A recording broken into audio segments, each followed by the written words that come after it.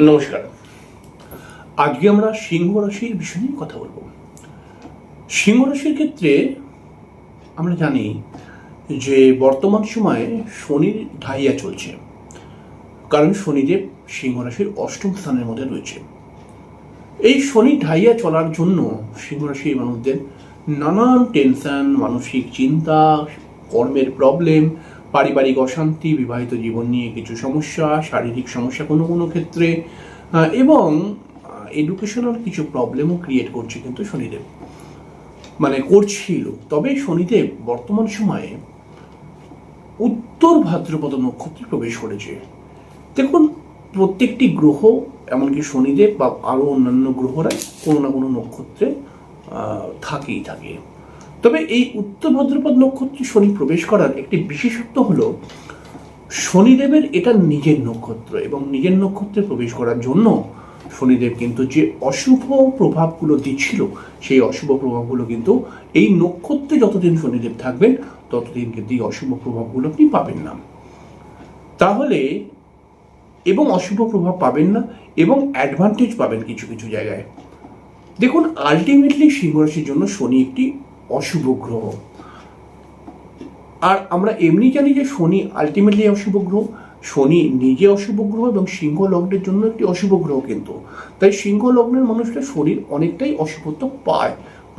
যদি শনি সিংহ লগ্ন বা রাশির মানুষদের জন্মছকের মধ্যে খারাপ থাকে, তাহলে পরে কিন্তু শনির সমস্যা তাদের জীবনে আসবেই আসবে।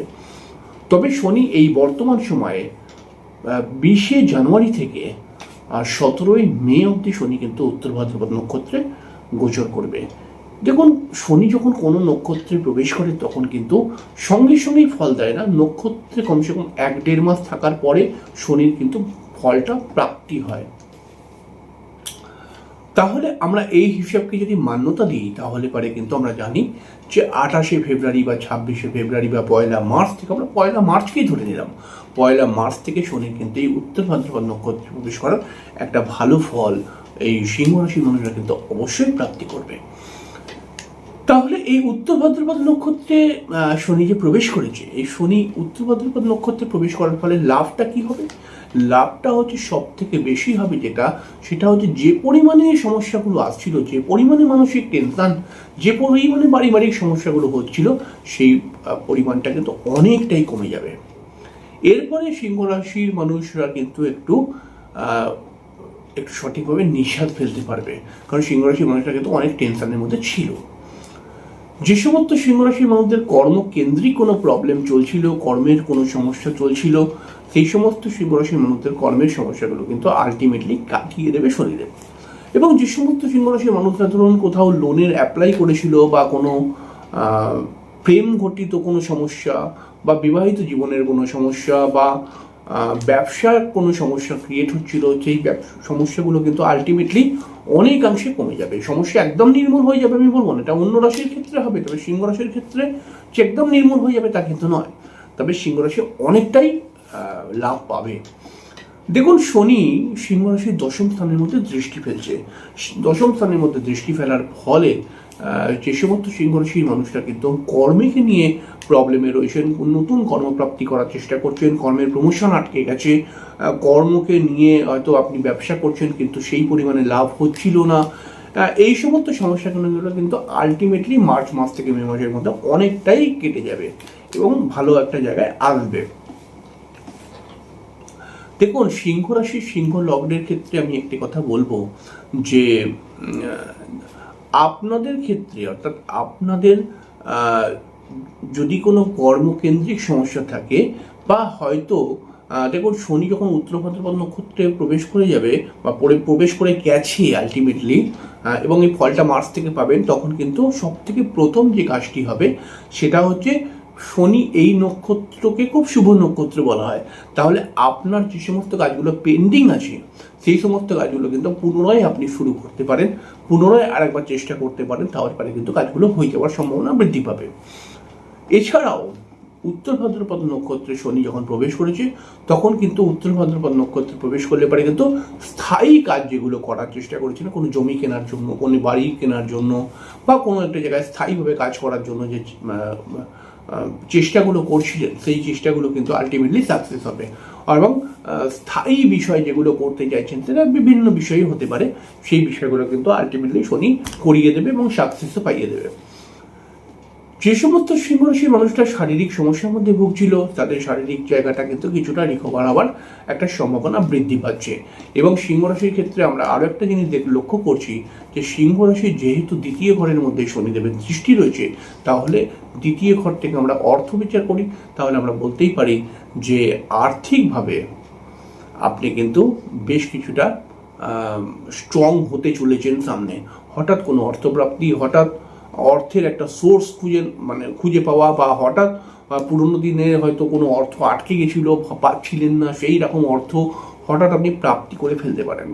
এছাড়াও শনিদেবের ষষ্ঠ ঘরের মধ্যে অর্থাৎ সিংহ রাশির ষষ্ঠ স্থানের মধ্যে পঞ্চম স্থানের মধ্যে শনিদেবের দৃষ্টি ফলার ফলে আপনাদের এডুকেশনাল প্রবলেমগুলো কিন্তু আলটিমেটলি কেটে যাবে যতক্ষণ শনি এই নক্ষত্রে থাকবে। এবং যারা সন্তানের জন্য চেষ্টা করছেন, যারা বিবাহের জন্য চেষ্টা করছেন, তাদের ক্ষেত্রে কিন্তু এটা একটা ভালো জায়গা। অর্থাৎ শনি এই নক্ষত্রে থাকাকালীন আপনি কিন্তু বিবাহ করতে পারেন বা বিবাহের কথাবার্তা ফাইনাল করে ফেলতে পারেন।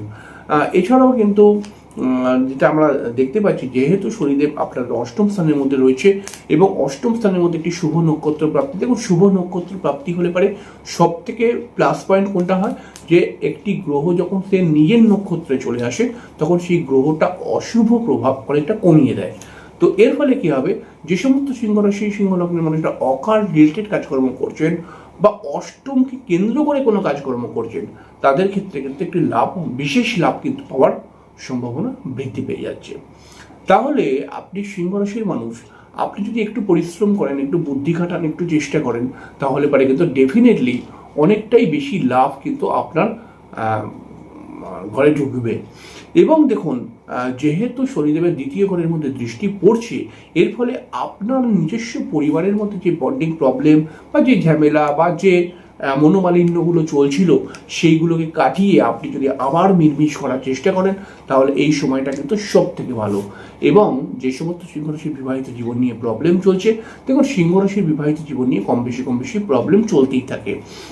তো এই ক্ষেত্রে একটি কথা মাথায় রাখতে হবে যে আপনি যদি নিজের প্রবলেম থেকে বেরিয়ে আসতে চান এবং আপনি যদি হাজব্যান্ড ওয়াইফ মিলে আবার সুন্দরভাবে বসে নতুন কিছু প্ল্যানিং করতে পারেন বা প্ল্যানিং করতে চান, বা আপনি হাজব্যান্ড ওয়াইফের সমস্যাগুলোকে কাটিয়ে আবার যদি মিলমিশ করে নিতে চান, তাহলে পরে এই সময়টা খুব ভাইটাল সময়, খুব ভালো সময়।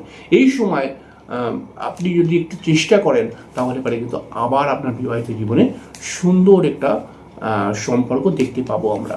তাহলে মার্চ মাস থেকে মে মাসের মধ্যে আপনি যদি বিশেষ কিছু পদক্ষেপ নেন এবং মার্চ মাস থেকে মে মাসের মধ্যে আপনি যদি একটু নিজের জন্য চেষ্টা করেন, একটু নিজের জন্য ভাবনা করেন, একটু যদি আপনি এগিয়ে আসার চেষ্টা করেন, শনিদেব কিন্তু আপনাকে নিজের আশীর্বাদ দিয়ে আপনাকে আরও অনেকটাই এগিয়ে দেবে। তাই একটু আপনাকে তো এগোতেই হবে। দেখুন, একটা কথা মাথায় রাখতে হবে, শনিদেবের ফলকে বুঝে নিতে হবে যে শনিদেব কিন্তু এরকমভাবেই ফল দেয়, সেটা সব রাশির জন্য। যে প্রথমেই যে ভালো হয়ে গেল এরকম নয়, প্রথমে সমস্যা আসবে তারপরে ভালো হবে। তাহলে আপনি এটা মাথায় রাখবেন যে প্রথমে চান্স লাগালেন আর হলো না, তারপরে আপনি কাজটা ছেড়ে দেবেন না, আর একবার চেষ্টা করবেন, সেটা যেরকমই বিষয় হোক, আর একবার চেষ্টা করবেন, দেখবেন হয়ে যাবে।